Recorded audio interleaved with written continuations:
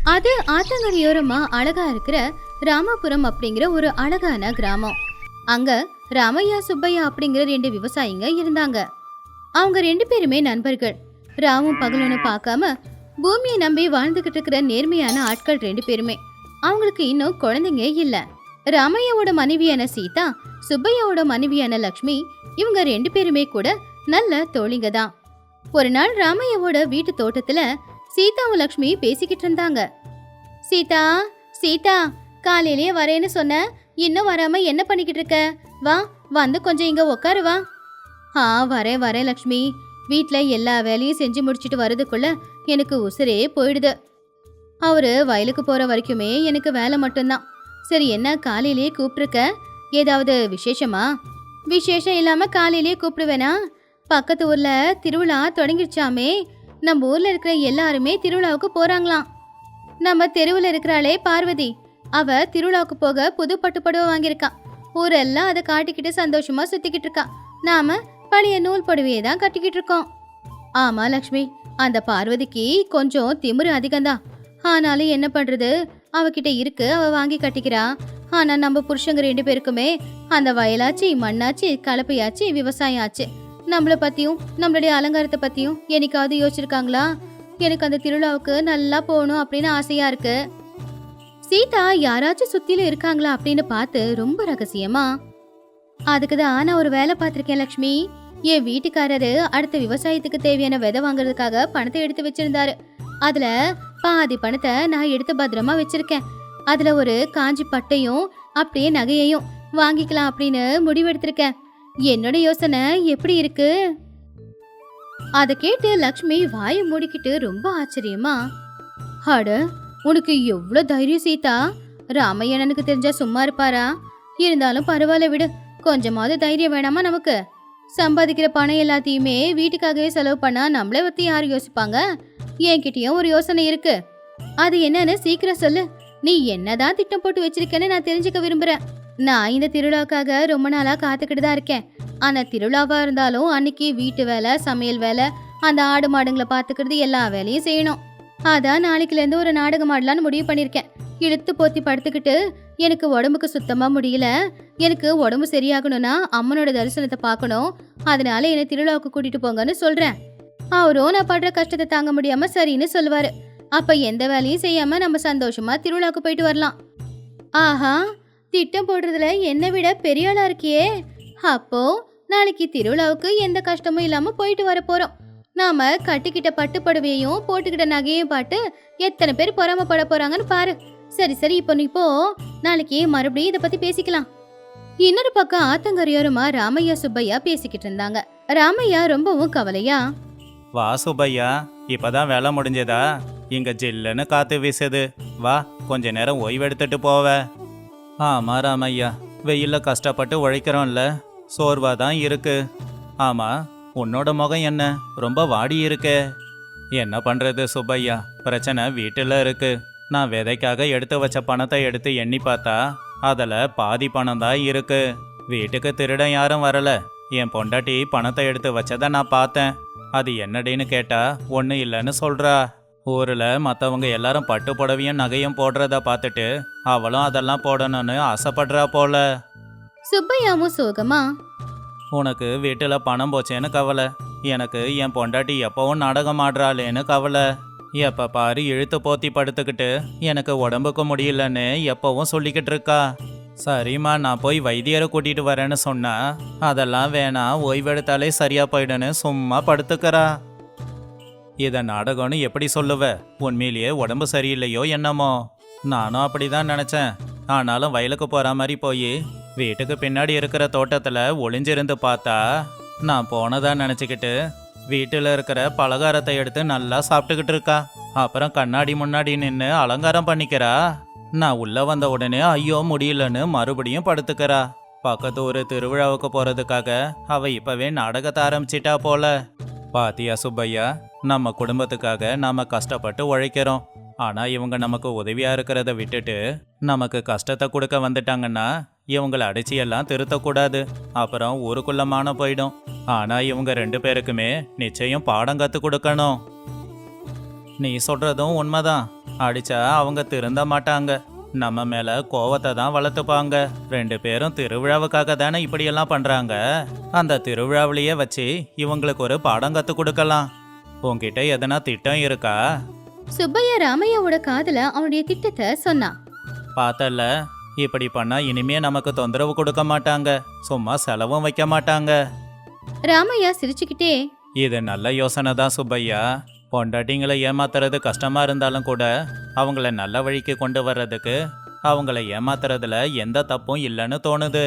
அன்னைக்கு சாயந்தர நேரம் ராமையா, சுப்பையா, சீதா, லக்ஷ்மி 4 பேரும் ஒரே இடத்துல நின்னுக்கிட்டு இருந்தாங்க. சீதா, சீதா, இந்த ஜுரம் என்னை விட்டுட்டு போகும்னு எனக்கு தோணல. அம்மனோட தரிசனம் பார்த்தாதான் இந்த ஜுரம் போகுமா? அதான் என் வீட்டுக்காரரு என்னை இங்க கூட்டிக்கிட்டு வந்தாரு. ஐயோ, பாத்தியா ராமையா, என் பொண்டாட்டிக்கு எவ்வளோ கஷ்டம். நீ கவலைப்படாத லக்ஷ்மி, உனக்கு நான் இருக்கேன்ல, நான் திருவிழாவுக்கு ஒன்று கூட்டிக்கிட்டு போறேன். ஆமாண்ண, பாவம் லக்ஷ்மி, அவளுக்கு உடம்பு குணமாகணும்னா அவ திருவிழாவுக்கு போய் அம்மனை தரிசிச்சு தான் ஆகணும். ஏங்க, நாமளும் போறல, புது புடவையை கட்டிக்கிட்டு கோயிலுக்கு வரேன்னு நான் அம்மன்கிட்ட வேண்டிக்கிட்டு இருந்தேன். கண்டிப்பா போலாம் சீதா. இப்போ ஒரு புது வாய்ப்பு வந்திருக்கு. நல்ல செய்தி ஒன்று சொல்லவா? என்னங்க நல்ல செய்தி அது? எனக்கு புதுசா நகை ஏதாவது பண்ண போறீங்களா? அதை விட பெரிய விஷயம் சீதா. இன்னைக்கு வயல்ல என்னையும் சுப்பையாவையும் நம்ம ஊர் ஜமீன்தார் வந்து சந்திச்சாரு. திருவிழாவில் வரவங்க எல்லாருக்குமே அன்னதானம் பண்ற பெரிய பொறுப்பை நம்ம கிட்ட கொடுத்துருக்காரு. திருவிழாவுக்கு வரவங்களுக்கு அன்னதானம் பண்ணா நமக்கு எவ்வளவு புண்ணியம் வந்து சேரும்னு பாரு. ஆமா லக்ஷ்மி, ஜமீன்தாரு நேர்ல வந்து சொன்னாரு, இந்த ஊர்லயே வாய்க்கு ருசியா சமைக்கிறது உங்க 2 பேரோட மனைவி மட்டும்தான். அவங்க சமையல பக்கத்து ஊர்ல இருக்கிற எல்லாருமே சாப்பிடட்டும், அதுதான் நம்ம ஊருக்கு பெருமை. அதனால உங்க 2 பேர் மனைவியும் சமைச்சு அவங்க கையாலேயே பரிமாறட்டும்னு சொன்னாரு. அதை கேட்டதுமே சீதா ரொம்பவும் சந்தோஷமா, அப்படியாங்க, ஜமீன்தார் எங்களை பத்தி அவ்வளவு பெருமையா பேசினாரா? இது கேட்கறதுக்கே உண்மையிலேயே ரொம்ப சந்தோஷமா இருக்குங்க. சரி சரி, அப்ப ஜமீன்தாரோட நம்பிக்கையை நான் காப்பாத்துறேங்க. பட்டு புடவை கட்டிக்கிட்டு ஊர்ல அத்தனை பேருக்கும் சாப்பாடு பரிமாறும் போது சந்தோஷமா இருக்கும். அப்போ லக்ஷ்மி அவளுடைய நாடகத்தை மறந்து போய் உற்சாகமா, நானும் தயார் தான். அம்மனோட பேரை சொன்ன உடனேயே எனக்கு இப்போ ஜுரம் குறைஞ்ச மாதிரி தான் இருக்கு. கை கால் எல்லாம் ரொம்ப சுறுசுறுப்பா இருக்கு. அத்தனை பேருக்கு சமைச்சு போடுறது அப்படின்னா சாதாரண விஷயம் இல்ல. நானும் இதுல கலந்துக்கிறேங்க. சுப்பையா உள்ளுக்குள்ள சிரிச்சுக்கிட்டு, ரொம்ப சந்தோஷம்.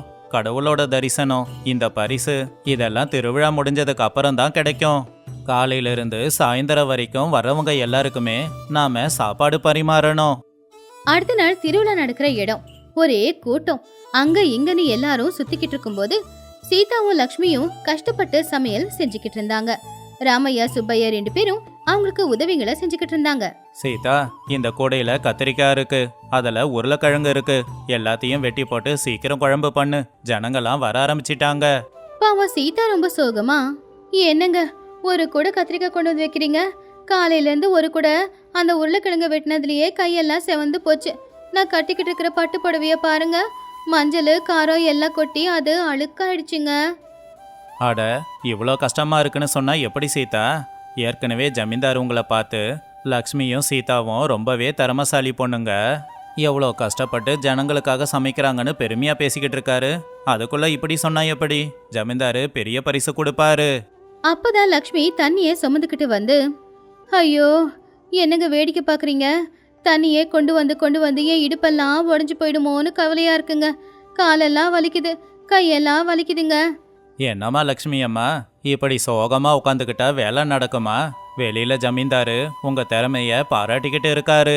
என்னடா, நம்ம ஊர்ல இந்த அளவுக்கு திறமையான பொம்பளைங்க இல்லையான்னு அவரு பாராட்டுறத நான் என் காதால கேட்டேன். பேரை கெடுத்துக்காதீங்க.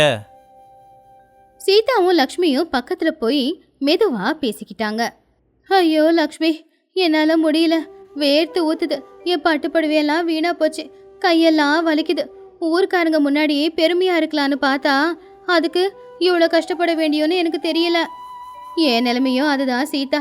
நானே திருவிழாக்கு வரணுன்றதுக்காக உடம்புக்கு முடியலன்னு படுத்த படுக்கையா இருக்கிற மாதிரி நாடகம் ஆடினேன். ஆனா உண்மையிலேயே உடம்புக்கு முடியாம ஆயிடுமோன்னு பயமா இருக்கு. கடவுள் தரிசனமும் இல்ல, திருவிழாவை சுத்தி பார்க்கறதும் இல்ல, இந்த சத்திரத்துல தான் இருக்கணும் போல. பாவம் 2 பேரும் கஷ்டப்பட்டு நாள் பூரா வேலையை செஞ்சு ஆயிரக்கணக்கான பேருங்களுக்கு அன்னதானம் செஞ்சு சோர்வடைஞ்சு உக்காந்தாங்க. திருவிழா முடிஞ்சு போய் எல்லாரும் போயிட்டாங்க. புருஷங்க 2 பேரும் அவங்க பக்கத்துல வந்தாங்க. லக்ஷ்மி, சீதா, நீங்க செஞ்ச வேலைய ஊருக்காரங்க எல்லாருமே பாராட்டுறாங்க. சரி சரி, போய் அம்மனோட தரிசனத்தை வாங்கிட்டு வாங்க. சீதா ரொம்ப சோர்வா, எங்க இருந்துன தரிசனத்துக்கு போறது? ஏற்கனவே காலெல்லாம் வலிக்குது, எங்களால நடக்க முடியாதுன்னு. ராமையா சிரிச்சுக்கிட்டே, ஐயோ, காலையில இருந்த ஆர்வம் இப்போ உங்க முகத்துல காணோமே. சரி, இன்னொரு வேலையை நீங்க செஞ்சாகணும். ஏன் சீதா, எனக்கு தெரியாம விதைக்காக எடுத்து வச்சிருந்த காசுல தானே இந்த பட்டு புடவைய வாங்கின. அது எனக்கு தெரியும். இப்போ ஊருக்காரங்க எல்லாரும் உன்னை இன்னும் பாராட்டணும் அப்படின்னா நீ எடுத்து இருக்கிற இந்த பட்டு புடவையையும் அந்த நகையையும் அம்மனுக்காக போய் கொடுத்துட்டு வா. அப்பதான் நீ செஞ்ச தப்ப நான் மன்னிப்பேன். அதை கேட்டு சீதா ரொம்பவும் ஆச்சரியமா, உங்களுக்கு எப்படிங்க அந்த விஷயம் தெரிஞ்சுது? அப்போ சுப்பையாவும் லக்ஷ்மியை பார்த்து சிரிச்சுக்கிட்டு, ஏன் சீதா, 2 நாளா எனக்கு உடம்புக்கு முடியலன்னு படுத்த படுக்கையா இருந்தியே. இப்போ ஊருக்கு ஒரு வேலைன்னு வந்த உடனே காலையிலே எழுந்த, சீக்கிரம் எல்லா வேலையும் முடிச்ச. இப்பெல்லாம் உனக்கு உடம்புக்கு முடியாமலாம் போகலையா? இப்போ 1000 பேருக்கு கஷ்டப்பட்டு உழைச்சி அன்னதானம் போட்டிருக்கல்ல, இனி உன் உடம்புக்கு எந்த வியாதியும் வராது. நீ இனிமே நல்லா இருப்ப. அப்போ லக்ஷ்மி கொஞ்சம் பயந்து போய், என்ன மன்னிச்சிடுங்க, வீட்டில் வேலை செஞ்சா திருவிழாவுக்கு நீங்கள் அனுப்ப மாட்டீங்கன்னு தான் எனக்கு உடம்புக்கு முடியல, அம்மனை தரிசிக்கணும் அப்படின்னு நான் உங்ககிட்ட போய் சொல்லிட்டேன். என்னையும் மன்னிச்சிடுங்க. நான் பட்டு புடவை வாங்கணும் அப்படிங்கிற ஆசையில் நீங்கள் விதைக்காக எடுத்து வச்சிருந்த பணத்தில் பாதி எடுத்துட்டேன். எல்லாரை விடவும் திருவிழாவில் நான் தான் நல்லா தெரியணும் அப்படிங்கிற ஆசையால் தாங்க இப்படி ஒரு தப்பு பண்ணிட்டேன். ஆனால் இப்போ தாங்க நான் புரிஞ்சுக்கிட்டேன், புருஷனை ஏமாத்த நினச்சா அப்புறம் நானே அந்த பள்ளத்தில் விழணும். சீதா, இன்னைக்கு ஒன்று சொல்கிறேன், நல்லா புரிஞ்சுக்கோ. எப்பவுமே இருக்கிறத வச்சு வாழ கற்றுக்கணும். இன்னொருத்தவங்கள பார்த்து அவங்கள மாதிரி வாழறேன்னு சொல்லி புருஷங்கிட்ட போய் சொல்லி இப்படியெல்லாம் பண்ணக்கூடாது. புருஷன் பொண்டாட்டிக்குள்ள ரகசியம் இருக்கக்கூடாது. ஆமாம் லக்ஷ்மி, நம்ம கட்டிக்கிட்டு இருக்கிற இந்த துணியால் நமக்கு கௌரவம் கிடைக்காது. நம்ம செய்கிற வேலையால் தான் நமக்கு கௌரவம் கிடைக்கும். நீங்கள் 2 பேரும் எங்களை கோவப்படுத்தியிருக்கீங்க. ஆனால் உங்களை கஷ்டப்படுத்தாம நீங்கள் செஞ்ச தப்ப உங்களுக்கு புரிய வைக்கணும்னு நினச்சோம். அதனால தான் ஜமீன்தார்கிட்ட சொல்லி இந்த வேலையை நாங்களே வாங்கி கொடுத்தோம். நீங்கள் 2 பேரும் பண்ணதில் எந்த தப்பும் இல்லை. என் புருஷன் கஷ்டப்பட்டு உழைச்ச பணத்தை நான் ஆடம்பரத்துக்காக செலவு பண்ணது தப்பு. அதுக்கு நீங்கள் கொடுத்த தண்டனை சரியான தண்டனை தான். நானும் சத்தியம் பண்ணுறேங்க, நீங்கள் கஷ்டப்பட்டு உழைச்சிட்டு வரப்போ நான் மட்டும் உடம்பு சரியில்லைன்னு உட்காந்துக்கிட்டு இருக்கிறது ரொம்ப தப்பு தான். இனிமே என்றைக்குமே சோம்பேறித்தனமாக நடந்துக்க மாட்டேன். பொண்டாட்டிங்க கிட்ட வந்த மாற்றத்தை பார்த்து ராமையா சுப்பையா 2 பேருமே சந்தோஷப்பட்டாங்க. அவங்க 2 பேரும் சேர்ந்து போட்ட திட்டம் பளிச்சிருந்துச்சு. அன்னைக்கு சீதாவும் லக்ஷ்மியும் பட்ட கஷ்டம்தான் அவங்களுக்கு ஒரு பாடத்தை கத்து கொடுத்துருந்துச்சு. எப்பவுமே வாழ்க்கையில இருக்கிறத வச்சு வாழ கத்துக்கணும், ஆடம்பரமா வாழணும் அப்படின்னு ஆசைப்படக்கூடாதுன்னு அவங்க 2 பேருமே புரிஞ்சுக்கிட்டாங்க. அன்னையிலிருந்து 2 பேரும் இருக்கிறத வச்சு புருஷங்க என்ன கொண்டு வராங்களோ அதை வச்சு சந்தோஷமா வாழ கத்துக்கிட்டாங்க. இந்த கதையில இருக்கிற நீதி என்னன்னா, எல்லாருடைய வாழ்க்கையும் ஒரே மாதிரி இருக்காது. நம்மள மாதிரி இருக்கணும்னு யாருமே ஆசைப்படாம இருக்கும்போது நாம ஏன் மத்தவங்கள மாதிரி இருக்கணும்னு ஆசைப்பட்டுக்கிட்டு புலிய பார்த்து பூனை சூடு போட்டுக்கிற மாதிரி போட்டுக்கணும். அது ராமாபுரம் அப்படிங்கிற ஒரு அழகான கிராமம். அந்த கிராமத்துல ராமையாவோட குடும்பம் வாழ்ந்துகிட்டு இருந்துச்சு. ராமையாவுக்கு அந்த ஊர்ல 10 ஏக்கர் வயல் இருந்துச்சு. வீட்டுல அதுல விளைஞ்ச தானியம், பசுமாடு, வீட்டுக்கு பின்னாடி காய்கறி தோட்டம், இப்படி எந்த ஒரு குறையும் இல்ல. ஆனா ராமையாவோட மனைவி காந்தம்மாவுக்கு மட்டும் ஒரு பெரிய வியாதி இருந்துச்சு. அதுதான் கஞ்சத்தனம். வீட்டுல இருக்கிறவங்களுக்கு வயிறார சாப்பாடு போட மாட்டாங்க, கட்டிக்க புது துணியும் கொடுக்க மாட்டாங்க. எப்பவுமே ரொம்பவும் கஞ்சத்தனம் தான் பண்ணிக்கிட்டு இருப்பாங்க. ராமையாவும் அவருடைய புள்ளையான மதுவும் வேற வழி இல்லாம இது எல்லாத்தையும் பொறுத்துக்கிட்டாங்க. மதுவோட மனைவி பேரு சுஷீலா. சுஷீலா ரொம்ப நல்ல பொண்ணு, ரொம்ப புத்திசாலி பொண்ணும் கூட. மாமியார் வீட்டுக்கு வந்த கொஞ்ச நாள்லயே மாமியார் கஞ்ச பிஸ்னாரி அப்படிங்கறத சுஷீலா புரிஞ்சுக்கிட்டா. அவங்க கிட்ட இந்த விஷயத்துல தினமும் சண்டை போடுறத விட்டுட்டு அவங்களுக்கு புரியுற மாதிரி எடுத்து சொல்லணும் அப்படின்னு சுஷீலா ஒரு முடிவு எடுத்தா. இப்படி இருக்கும்போது ஒரு நாள், ஏங்க உங்களுக்கு கொஞ்சமாச்சும் அறிவு இருக்கா? காலையில 4 மணிக்கு மாட்டு கொட்டாய்க்கு பால் கறக்க போகும்போது எதுக்காக விளக்கேத்தி கொண்டு போனீங்க? விடிய காலையில அந்த வெளிச்சம் இருக்கே, அது போதாதா? ஏன் காந்தாம்மா, காலையில் 4 மணிக்கு மாட்டு கொட்டையில் இருட்டா இருக்காதா? பாம்போ தேலா வந்தா நான் என்ன பண்ணுறது? என் உசிரை விட உனக்கு அந்த எண்ணெய் முக்கியமாயிடுச்சா? காந்தம்மா கிண்டலா, ஓஹோ, இப்ப என்ன பணத்தை விட உங்க உசுறு பெருசா? உங்களுக்கு பாம்பு கடிச்சா பச்சளை மருந்து போட்டு அதை சரி பண்ணிடுவேன், அதுக்கு பணம் செலவாகாது. ஆனா விளக்கேத்துறதுக்கு எண்ணெய் என்ன சும்மாவா கிடைக்குது? நேத்து போய் தான் 4 நாள் செலவு பண்ணிட்டு 1 லிட்டர் எண்ணெய் வாங்கிட்டு வந்தேன். அதுல பாதியே நேத்து ராத்திரி நீங்க காலி பண்ணிட்டீங்களே. இப்படியே போனா குடும்பம் என்ன ஆகுறதா? அப்பதான் புள்ளையான மது வயலுக்கு கிளம்பி அவங்க அம்மா பக்கத்துல வந்தான். அவன் தோல்ல இருக்கிற துண்டு கிழிஞ்சு போயிருந்துச்சு. அம்மா, இந்த துண்டு சுத்தமா கிழிஞ்சி போச்சு. நாளைக்கு நம்ம ஊர்ல சந்தை தானே, அங்க புது துண்டு வாங்கிக்கிறேன். ஒரு 2 ரூபாய் கொடுமா. 2 ரூபாவா? ஏண்டா பணத்தை வீணா செலவு பண்ற? அந்த துண்டு எங்கேயோ கொஞ்சோண்டு கிழிஞ்சு போயிருக்கு. கடவுள் உனக்கு 2 கைகளை ஏன் கொடுத்துருக்காங்க? கிழிஞ்சு போயிருக்கிற இடத்துல ஊசி வச்சு தைச்சுக்கோ. இந்த துண்டு இன்னும் 10 வருஷத்துக்கு உழைக்கணும். எங்க தாத்தா துண்டு எங்க அப்பா பயன்படுத்தி கடைசியில என் தம்பியும் பயன்படுத்தினான். உனக்கு எல்லாம் புதுசா வேணுமா? போடா போ. மது கவலையா, சரிம்மா, உன்கிட்ட கேட்டேன் பாரு, அதுதான் நான் பண்ண தப்பு. வயல்ல கஷ்டப்பட்டு வேலை செய்யும் போது வர வேர்வையை தொடச்சிக்கிறதே இந்த துண்டை வச்சுதான். அதை கூட வாங்க முடியாத நிலைமை எனக்கு. மது கவலையா வயலுக்கு கிளம்பிட்டான். பாத்தியா காந்தம்மா, நம்ம புள்ள எவ்வளோ கவலையோட போறான்னு. கஷ்டப்பட்டு உழைச்ச பணத்தை மூட்டை மூட்டையா வச்சிருக்க.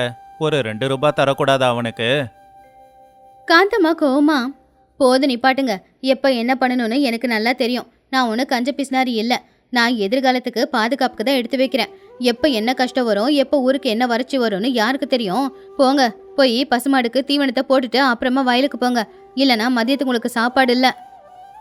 ராமையா எதுவுமே சொல்லாம அமைதியா அங்கிருந்து போயிட்டாரு. இது எல்லாத்தையுமே சுஷீலா கேட்டுக்கிட்டு தான் இருந்தா. சுஷீலா சமைக்கிறதுக்காக சமையலறைக்கு போனப்போ காந்தம்மா அங்க வந்தாங்க. என்ன சுஷீலா, சமையல் ஆரம்பிச்சிட்டியா? நான் சொன்ன மாதிரி தானே செஞ்சுக்கிட்டு இருக்க.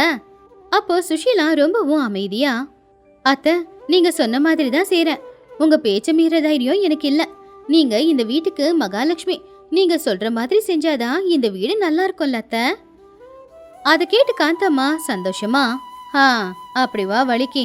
எங்க அம்மா எப்படி சிக்கனமா இருக்கணும்னு எனக்கு சொல்லி கொடுத்துருக்காங்க. ஆனா இந்த காலத்து பொண்ணுங்க கிட்ட சிக்கனத்தை பார்க்கவே முடியறதில்ல. சரி சரி சொல்லு, இப்போ நீ எப்படி சமைச்சுக்கிட்டு இருக்க? நீங்க சொன்ன மாதிரி தான் சமைக்கிறேன் அத்தை. 4 பேருக்கு சமைக்கணுன்றதுனால ஒரு கைப்பிடி பருப்பு எடுத்துக்கிட்டேன். அதுக்கேது தண்ணியை ஊற்றிக்கிட்டேன். அதில் உப்பு போட்டால் அதிகமாக செலவாகும்ல, அதை ஒரு சிட்டிக்கே உப்பு போட்டிருக்கேன். அப்புறம் மிளகாத்தூள் தீர்ந்து போச்சு, அதனால மிளகாத்தூள் போடலை. சபாஷ் மருமகளே, காரம் போடாமல் இருந்தால் தான் வயிற்றுக்கு ரொம்ப நல்லது. அந்த குழம்புல எண்ணெய் ஒரு சொட்டு ஊற்று போதும். அப்புறம் அடுப்பில் நிறைய விறகு வைக்காத, 2 குச்சி வச்சா போதும். அந்த அனலுக்கு சாப்பாடு குழம்பு எல்லாமே வெந்து இறக்கிடலாம். சரி, நான் பக்கத்து வீட்டுக்கு போய் இலவசமா காய்கறி ஏதாவது கிடைக்குதான்னு பார்த்துட்டு வரேன் அப்படின்னு சொல்லி காந்தம் அங்கிருந்து வெளியில போயிட்டாங்க. அப்போ சுஷீலா மனசுக்குள்ள, ஏன் அன்பான அத்தை, உங்க கஞ்சத்தனம் என்னையோட நீங்க விட போறீங்க பாருங்க. நீங்க சொன்னதை விட 10 மடங்கு அதிகமா கஞ்சத்தனத்தை நான் காட்டுறேன். உங்களுக்கே தெரிய வரும், சாப்பாட்டை விட பணம் ஒன்றும் முக்கியம் கிடையாது அப்படின்னு. இன்னையிலேருந்து பாவம் என் புருஷனும் என் மாமனாரும் தான் கொஞ்சம் அதிகமா கஷ்டப்படணும் போல. மதிய நேரம் ராமையாவும் மதுவும் வயல்ல வேலையை முடிச்சிட்டு பசியோட வந்து சாப்பிட உக்காந்தாங்க. காந்தம்மாவும் உக்காந்தாங்க. மருமகளே, பசி தாங்க முடியல, சீக்கிரமா கொஞ்சம் சாப்பாடு போடுமா. ஆமா சுசீலா, இன்னைக்கு வயல்ல கொஞ்சம் வேலை அதிகம். பருப்பையும் நெய்யும் கொஞ்சம் கூட போடு. சுஷீலா சிரிச்சுக்கிட்டே, சரிங்க மாமா, முதல்ல சாப்பாடு போடுறேன். அப்புறம் அத்தை சொன்ன மாதிரி நான் செஞ்ச சாம்பாரையும் போடுறேன். சுஷீலா கரண்டியில கொஞ்சம் சாம்பார் எடுத்து சாப்பாட்டுல ஊத்துனா. ஆனா அதுல எவ்வளவு தேடினாலும் ஒரு பருப்பு கூட இல்ல. ராமையா அதை பார்த்து ரொம்ப ஆச்சரியமா, என்ன மருமகளே, சாம்பார்ன்ற பேர்ல மஞ்சள் தண்ணிய ஊத்தி இருக்கியே, இதுல பருப்பும் இல்ல, கூட உப்பும் இல்ல. மது கோவமா, சுசீலா, என்ன இது, வெறும் தண்ணிய ஊத்தி இருக்க, இத வச்சு எப்படி சாப்பிட முடியும்? காந்தம்மா கோவமா, வாயை மூடுங்க. என்ன, என் மருமக இவ்வளவு சிக்கனமா இவ்வளவு நல்லா சமைச்சு கொடுத்துருக்கா, அதை சாப்பிட்றதுக்கு உங்களுக்கு முடியலையா? நெய் உடம்புக்கு நல்லதில்ல, உடம்பு வீங்கிடும். வயல்ல இறங்கி வேலை செய்ய முடியுமா? உப்பு காரம் குறைச்சிக்கிட்டாதான் உடம்புக்கு நல்லது. அது தானே என் மருமக செஞ்சிருக்கா. சுஷீலா ரொம்ப பெருமையா, ஆமா அத்தை, நீங்க சொன்ன மாதிரி ஒரு கிணம் தண்ணியில 2 பருப்பு போட்டு வேக வச்சா. அப்புறம் விறகு அதிகமா பயன்படுத்தக்கூடாதுன்னு கொஞ்சோண்டு அனலையே அந்த குழம்ப கொதிக்க வச்சேன். அதனால கொஞ்சம் பச்சை வாசம் அப்படியே இருக்கு. எப்படியோ பணத்தை சிக்கனமா செலவு பண்ணணும் அப்படிங்கிறது தானே நம்ம லட்சியம். மாமா, அந்த மஞ்சள் தண்ணியிலேயே நீங்க கொஞ்சம் சாப்பாடு போட்டு சாப்பிடுங்க. போக போக நீங்களே எல்லாத்தையுமே புரிஞ்சுப்பீங்க. ராமையா மது ஒருத்தங்க பாத்துக்கிட்டாங்க. அவங்களுக்கு சுஷீலாவோட உள்ளார்த்தம் புரிஞ்சுது. அவங்க மாமியாருடைய இந்த கஞ்ச குணத்தை மாத்துறதுக்காக தான் சுஷீலா ஏதோ பண்றா அப்படிங்கறத 2 பேரும் தெரிஞ்சுக்கிட்டாங்க. இன்னொரு பக்கம் காந்தம்மா அந்த சுவையே இல்லாத சாப்பாட சாப்பிட முடியாம வேற வழியும் இல்லாம அதையே சாப்பிடாங்க. இப்படியே நாட்களும் போய்கிட்டு இருந்துச்சு. அக்கத்து பக்கத்து வீட்ல இருக்கிற பத்மா கமலா 2 பேரும் பேசுறதுக்காக காந்தம்மா வீட்டுக்கு வந்தாங்க.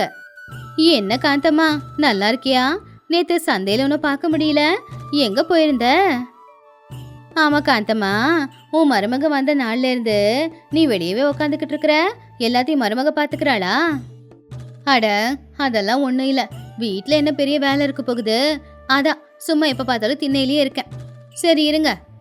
அம்மாடி சுசீலா, பத்மாவும் கமலாவும் வந்திருக்காங்க, குடிக்க ஏதாவது கொண்டு வாமா அப்படின்னு சத்தமா சொல்லி கண்ணால மட்டும் வெறும் தண்ணிய கொண்டு வா அப்படின்னு செய்கை பண்ணாங்க. சுஷீலா அதை புரிஞ்சுக்கிட்டு தண்ணிய சூடா காய்ச்சி கொண்டு வந்து கமலா பத்மா கையில கொடுத்து, ஆ குடிங்கம்மா. அப்போ பத்மா அந்த கிளாஸ்ல இருக்கிற தண்ணிய பார்த்து, என்ன சுசீலா இது, நம்ம ஊர்ல யார் வீட்டுக்கு யார் போனாலும் ஒரு வெள்ளை துண்டும் குடிக்கிறதுக்கு மோரும் குடிக்கிறது வழக்கமாச்சே, அந்த வழக்கத்தை கூட மாத்திட்டீங்களா நீங்க?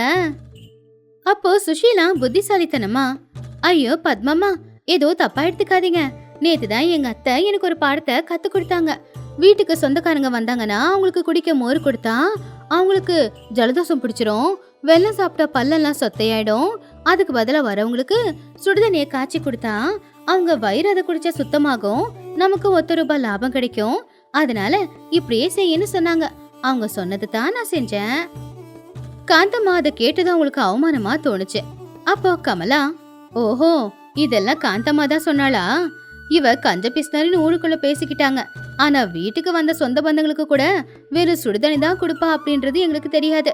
இந்த சுடுதண்ணி எனக்கு வேண்டாம் காந்தம்மா, நீயே வச்சுக்கோ. பத்மா கமலா மூஞ்சி திருப்பிக்கிட்டு காந்தம்மாவை திட்டிக்கிட்டே அங்கிருந்து போயிட்டாங்க. காந்தம்மா கோவமா எழுந்திருச்சு வீட்டுக்குள்ள போனாங்க. சுஷீலா, என்ன இது, அவங்களுக்கு மோர் கொடுக்கலனா கொடுக்கல, அதுக்கு போய் என்ன அவங்க முன்னாடி அவமானப்படுத்துற? சுசீலா அமைதியா, நான் என்ன தப்பு பண்ண அத்தை, நீங்க சொன்ன வழியில தானே நானும் போய்கிட்டு இருக்கேன். யாரு வந்தாலும் யாருக்காகவும் ₹1 கூட செலவு பண்ணக்கூடாது, முடிஞ்சா ₹1 மிச்சம் பிடிக்கணும்னு சொன்னீங்க, அதை பண்ணதுக்கு போய் என்னமோ கோச்சுக்கிறீங்களே. காந்தம்மாவுக்கு என்ன சொல்றதுன்னே தெரியல. மருமக நான் சொன்னதை வச்சே என்னையே லாக் பண்றாளே அப்படின்னு யோசிச்சாங்க. மருமக கிட்ட வேற எதுவுமே சொல்ல முடியாம அமைதி ஆயிட்டாங்க. அன்னைக்கு சாயந்தர நேரம் அவங்க தெருவுல நடந்து வந்துகிட்டு இருக்கும்போது ஒரு வண்டி வியாபாரி பழைய கெட்டுப்போன காய்கறியையும் கெட்டுப்போன பருப்பையும் வச்சு வண்டியில வித்துக்கிட்டு இருந்தான். அம்மா வாங்கம்மா, பருப்பு காய்கறி எல்லாமே கம்மி விலைக்கு கொடுக்கறேன். இதோ இந்த துவரம் பருப்பு இருக்கு, கொஞ்சம் பூச்சி இருக்கும், ஆனா கழுவுனா போயிடும், ஆனா விலை ரொம்ப கம்மியா கொடுக்கறேன். காந்தம்மா சந்தோஷமா, உண்மையிலேயே நீ சொன்ன விலைக்கு தான் கொடுக்கறியா? ஆமா, பருப்புல கொஞ்சம் பூச்சி புழு இருக்கு, ஆனா தண்ணியில போட்டு கழுவுனா சரியா போயிடும். காய்கறி கொஞ்சம் வாடிதான் போயிருக்கு, ஆனா தண்ணியில போட்டு வேக வச்சா மெத்தனாயிடும். சரி சரி எல்லாத்தையும் கொடு அப்படின்னு அந்த வீணா போன காய்கறி பருப்பை வாங்கிக்கிட்டு வீட்டுக்கு போனாங்க. அத சுஷீலா கிட்ட கொடுத்தாங்க. பாத்தியா சுஷீலா, இன்னைக்கு என்னுடைய அறிவை பயன்படுத்தி ₹5 செலவாகிற பொருளை வெறும் 50 பைசாவுக்கு வாங்கிட்டு வந்திருக்கேன். இந்த பருப்பை வேக வச்சு கத்திரிக்காவை வெட்டி போட்டு சாம்பார் வையி, உங்க மாமனாரும் உன் புருஷனும் வர நேரத்துக்கு சாப்பாடு தயாரா இருக்கணும். சுஷீலா அந்த பொருள் எல்லாத்தையும் பார்த்து ஆச்சரியமா, அத்தை இந்த பருப்பு வீணா போச்சு, இதுல வண்டு புழுலாம் நிறையா இருக்கு, அப்புறம் இந்த கத்திரிக்காய் உள்ள சொத்தையா இருக்கு, அதுவும் அழுகி போச்சு, இது சாப்பிட்டா உடம்புக்கு நல்லது இல்லையா அத்தை? காந்தம்மா கோவமா, என்னது இத சமைக்க முடியாதாப்போ? நான் செலவு பண்ணி வாங்கிட்டு வந்திருக்கிற பொருளை நான் என்ன வெளியிலவா தூக்கி போட? போய் எல்லாத்தையும் கழுவி சமைச்சிடு, ஒன்றும் பிரச்சனை வராது, எல்லாம் நல்லதா இருக்கும். சரிங்க அத்தை, நீங்க சொல்ற மாதிரி செஞ்சிடுறேன். சுஷீலா மனசுக்குள்ள, என்னைக்கோ ஒரு நாள் உங்க கஞ்சத்தனம் எல்லையை மீறும்னு எனக்கு தெரியும், ஆனா உங்க கஞ்சத்தனமே இப்போ உங்க உயிரை வாங்க போகுது, நீங்களே பாருங்க. சுஷீலா அந்த பருப்பை கழுவாம கூட அப்படியே வேக வச்சா. ராத்திரி ஒரு 8 மணி இருக்கும். இன்னும் மதுவும் ராமையாவும் வீட்டுக்கு வரல. காந்தம்மா பசிக்குதுன்னு சாப்பிட உக்காந்தாங்க. உன் புருஷன் என் புருஷன் 2 பேரும் எப்போ வருவாங்களோ தெரியல, எனக்கு ரொம்ப பசிக்குது சுஷீலா, சீக்கிரமா எனக்கு சாப்பாடு போடு. சுஷீலா அவ செஞ்ச அந்த குழம்ப காந்தம்மாவுக்கு பரிமாறினா. காந்தம்மாவும் ஆசாசியா அந்த குழம்ப சாப்பிட்டாங்க. சாப்பிட்ட 1/2 மணி நேரத்திலேயே அவங்களுக்கு வயிறு வலி தொடங்கிடுச்சு. ஐயோ எனக்கு வயிறு வலிக்குதே, என் வயிறு எரியுதே, என்னாச்சுன்னு தெரியலையே. சுஷீலா சுஷீலா, ஐயோ என்னால முடியல, வந்து பாருண்டி. சுஷீலா அங்க வேகமா ஓடி வர்றதுக்குள்ள காந்தம்மா வயிறு வலி தாங்க முடியாம கீழே மயக்க போட்டு விழுந்துட்டாங்க. அப்பதான் மதுவும் ராமையாவும் வீட்டுக்கு வந்து காந்தம்மா மயக்க போட்டிருக்கிறத பார்த்து, என்னாச்சு இவளுக்கு? காந்தம்மா கண்ணை தோற. மது, சீக்கிரமா போய் அந்த நாட்டு வைத்தியர் சோமையாவை கூட்டிட்டு வா. மது வேகமா போய் வைத்தியரை வீட்டுக்கு கூட்டிக்கிட்டு வந்தான். வைத்தியர் காந்தம்மாவோட நாடிய பிடிச்சு பார்த்து, ராமையா, இது ரொம்ப பெரிய பிரச்சனை. அவங்க சாப்பிட்ட சாப்பாடு ஏதோ சரியில்லை போல. உடனே மருந்து கொடுத்து காப்பாத்தலனா பெரிய பிரச்சனை ஆயிடும். ஐயோ வைத்தியரே, சீக்கிரமா அந்த மருந்து கொடுத்து என் பொண்டாட்டிய காப்பாத்துங்க. கொடுக்கலாம் ராமையா, ஆனா அந்த மருந்து இமயமலையிலிருந்து வந்த மூலிகையால செஞ்சது. அது விலை 5 ரூபாய். 5 ரூபாய கொடுத்தாதான் உன் மனைவிய காப்பாத்த முடியும். அது வரைக்கும் கண்ணு மூடி படுத்துக்கிட்டு இருந்த காந்தம்மா 5 ரூபாய் அப்படின்னு சொன்னது கேட்டு துடிச்சு பிடிச்சி கண்ணு முழிச்சு பார்த்தா. ஆனா அவளால பேச மட்டும் முடியல. என்னங்கய்யா சொல்றீங்க? 5 ரூபாவா? அதெல்லாம் முடியாதுங்கய்யா. 5 ரூபாய் செலவு பண்ணணும்னா எங்க மாமியார் ரொம்ப கோச்சுப்பாங்க. அவங்களுக்கு அவங்க உயிரை விட பணம் தான் முக்கியம். அவங்க இந்த பணத்தை கொடுக்க மாட்டாங்க. அது கேட்டு ராமையா, சுசீலா, என்ன பேசிக்கிட்டு இருக்க? என் பொண்டாட்டியோட உயிரை விட 5 ரூபாய் முக்கியமா? என்கிட்ட இருக்கு, நான் தரேன். சுஷீலா சத்தமா, இல்லைங்க மாமா, அத்தை தான் என்கிட்ட சொல்லிருக்காங்க. உசுரே போனாலும் சரி 1 ரூபாய் கூட செலவு பண்ணாம பாத்துக்கிறது தான் மருமகளா என் கடமை அப்படின்னு. அவங்க சொன்னதை நான் மீற முடியுமா? இப்பவே தோட்டத்துக்கு போய் கிடைக்கிற மூலிகையெல்லாம் அரைச்சி கொண்டு வந்து அத்தையோட வாயில ஊத்துறேன். அவங்களுக்கு வயிறு வலி எல்லாம் குறைஞ்சிடும். அதுக்கு 1 ரூபாய் கூட செலவே ஆகாதே. வைத்தியரையா, நீங்க கிளம்பலாம். உங்களுக்கு 5 ரூபாய் கொடுத்து எங்களால வைத்தியம் செஞ்சுக்க முடியாது. இது எல்லாத்தையும் கேட்டுக்கிட்டு இருந்த காந்தம்மாவுக்கு என்ன பண்றதுன்னே தெரியல. அவ உயிர் போற நிலைமையில மருமக அவ சொன்னதையே சொல்லி அவளுக்கு வைத்தியம் பண்ணாம இருக்கிறத பார்த்து அவளுக்கு அவ பண்ணது தப்போ அப்படின்னு தோண ஆரம்பிச்சுது. பணத்தை விட உசுறு முக்கியம் அப்படிங்கிறது அப்பதான் காந்தம்மாவுக்கு புரிய வந்துச்சு. வலிய பொறுத்துக்கிட்டே காந்தம்மா சத்தமா, ஆமாடி சுசீலா, எனக்கு உசுறு முக்கியம்னு தெரிஞ்சிடுச்சுமா. இந்த மூலிகையெல்லாம் என்னால சாப்பிட முடியாது. வைத்தியரையா, உங்களுக்கு 5 ரூபாய் இல்ல, வேணும்னா நான் 10 ரூபாய் கூட கொடுக்குறேன். அந்த மருந்து என்னவோ அதை என் வாய்க்குள்ள ஊத்துங்க. எனக்கு என் உசுறு ரொம்ப முக்கியங்க. வைத்தியர் சரி அப்படின்னு அந்த மருந்தை காந்தம்மாவோட வாயில ஊத்துனாரு. ஊத்தி கொஞ்ச நேரத்திலேயே காந்தம்மாவோட வயிறு வலி எல்லாமே குறைஞ்சு போயிடுச்சு. காந்தம்மாவுக்கு பிரச்சனையெல்லாம் சரியா போச்சு. அடுத்த நாள் காலையில காந்தம்மா பொறுமையா எழுந்திருச்சு கட்டுல உக்காந்துக்கிட்டு இருந்தாங்க. அவங்க பக்கத்துல ராமையா, மது, சுஷீலா நின்னுக்கிட்டு இருந்தாங்க. ஆமாடி சுஷீலா, என்ன மன்னிச்சிடுமா. கஞ்சத்தனம் சிக்கனம் அப்படின்னு சொல்லியே வீட்டுல இருக்கிற யாருக்கும் சரியா சோறும் போடல. உன்னை வேற ரொம்ப கொடுமைப்படுத்திட்டேன். ஆனா நேத்துதாமா நான் நினைச்சேன் 2 ரூபாய் மிச்சம் பிடிக்கிறேன் அப்படிங்கிற ஆசையில வைத்தியருக்கு 5 ரூபாய் கொடுத்ததுதாமா மிச்சம். நேத்து அந்த வைத்தியர் மருந்து கொடுக்கறேன்னு சொன்னப்போ வேண்டாம் 5 ரூபாய் செலவு பண்ண முடியாதுன்னு நீ சொன்னியே, அப்பதாமா தெரிஞ்சது நான் இது வரைக்கும் எவ்வளவு கேவலமா நடந்துகிட்டு இருக்கேன்னு. அத்தை, நீங்க பெரியவங்க, உங்களை கஷ்டப்படுத்துறது என்னுடைய எண்ணம் கிடையாது. பணம் சம்பாதிக்கிறது வீட்டுல இருக்கிற ஆம்பளைங்க கஷ்டப்பட்டு உழைச்சி சம்பாதிக்கிறாங்க.